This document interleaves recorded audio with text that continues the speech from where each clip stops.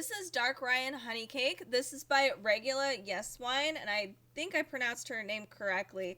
So these are recipes from Belgium, specifically baking, and their cookbook, previous cookbooks were the Downton Abbey cookbook, I think the holiday version, I believe. So let's look at this real quickly. You'll see here there are a lot of photos featuring Belgium and her awesome treats. I'm so excited. Lots of these recipes, by the way, I cannot pronounce them at all. So we do have a lot of things in her table of contents. It almost looks like they've listed everything out. So each recipe, maybe, yes, I think so. And another thing I did notice, oh my goodness, whoa. Okay, so hopefully you can kind of see this.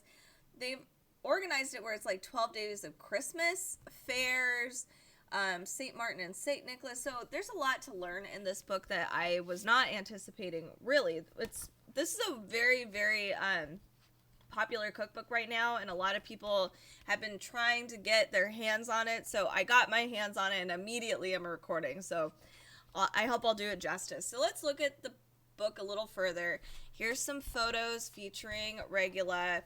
Here's some things about cooking in this region. So apparently, hopefully I say this right, Antwerp is the sugar capital of Europe. Now I know. Here are recipes and essays. I love this illustration. It's so cute. We have the Belgian waffle. Who doesn't want to learn how to make the perfect Belgian waffle? We have Luckin, which almost looks like another variation of a waffle. So you'll see here a very lengthy description about the recipe. And yes, it is all in English. The recipe name, so there's no translation or just an English description of it. Maybe there is in this paragraph and I haven't gotten there yet. Here we have our ingredients, and then we also have our directions. So pretty self-explanatory, but very wordy. Oh my goodness, what?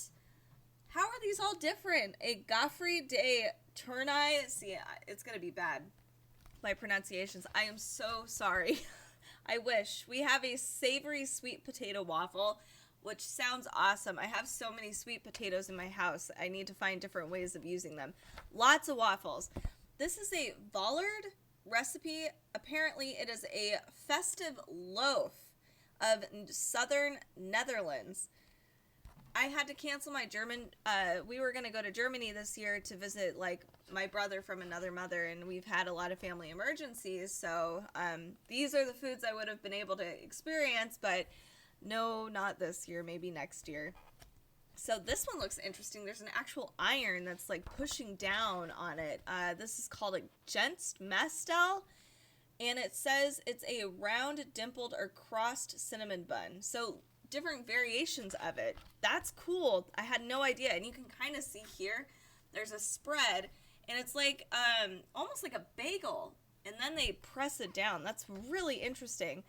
This is a payet. It means small person, but it can also mean soldier. Ooh.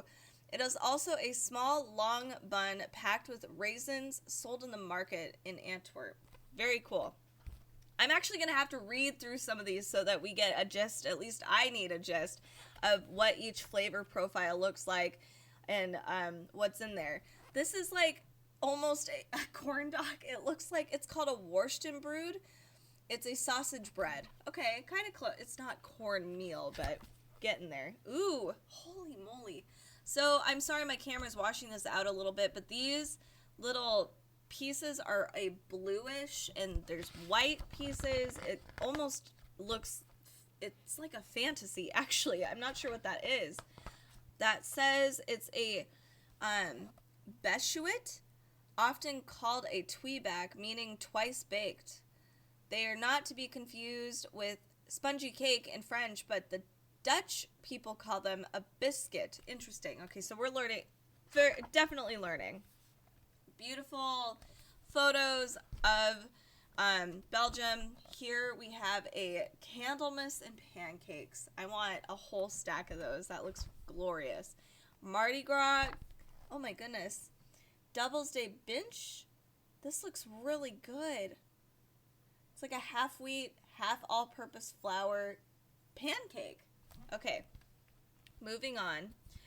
This looks like it is a sweet almond and anise crackalingen, and this is kind of like a Dutch pretzel, but I think it's sweeter. It's a sweet pretzel. Here's some more. Let's move on a little further, and here's one that looks like a cinnamon sugar one almost. It's deep fried. It's got sugar and cinnamon. Oh, perfect. Look at these. So there's like a custard inside of these Boules de Berlin. Fried dough with custard. Oh, man. I'm hungry. This is a cherry or gooseberry volaille, which is a, let's see, it looks like a pie. Beautiful. Beautiful lattice work. This is almost like it looks like a chocolate pie, but it's a pear tart. Wow. Wild. Okay. Here's some more recipes. I apologize, I'm not sure how to say everything. I wish I did. That's something I'd have to spend a lot of time doing, is learning how to do this. This is like an apple tart, I can tell because of the name. And this looks beautiful too. For the most part, it looks like this. So when I picked this up originally, because there's so much text on the top, I was a little intimidating because, maybe I said that right, because there's just a lot of text, and usually that means that it's going to be really difficult to bake. But I'm noticing it's really educational, and it's very, very fun to read through some of these. But most of these bakes are fairly easy, or there's a lot of different variations of the same thing. Whoa, what is that? This is a gozette a la creme and apple flap. Oh man, that looks awesome. So good. So that's something to keep in mind, is that even though there is quite a bit of text on the top, there's a lot of story and history, the baking itself isn't super complicated. I would say it's probably mid-tier as far as baking goes. It's a beautiful cookbook. I think this is really interesting. I personally have not looked at anything from Belgium specifically, or in that particular region, like the Netherlands, Germany. I've never really tried to bake or cook any of these foods before, so I would love to try. And it looks very elegant, beautifully done, and really, really tasty. My only thing is, speaking of, is that I'm not seeing any gluten-free options here. So keep that in mind. You will probably have to find your own way if you have a gluten allergy like I do. So anyway, here's my little brief preview of dark rye and honey cake. It looks beautiful. I'm going to try it with gluten-free stuff, which will make it a lot different. But if you don't have a gluten thing, this will be a great thing to try on your own.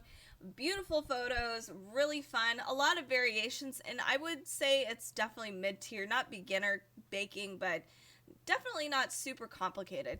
So check this one out. It looks fun. This is by Regula Ysewijn. And if you are looking for more baking books, especially international baking books, which are some of my favorites, definitely check out more of our videos and our Instagram, Facebook, Pinterest, etc. All of our socials are down in the description below. And if you do like cookbooks, make sure to follow, subscribe. Let us know what kind of cookbooks you guys want us to look through next time. Thanks so much for watching.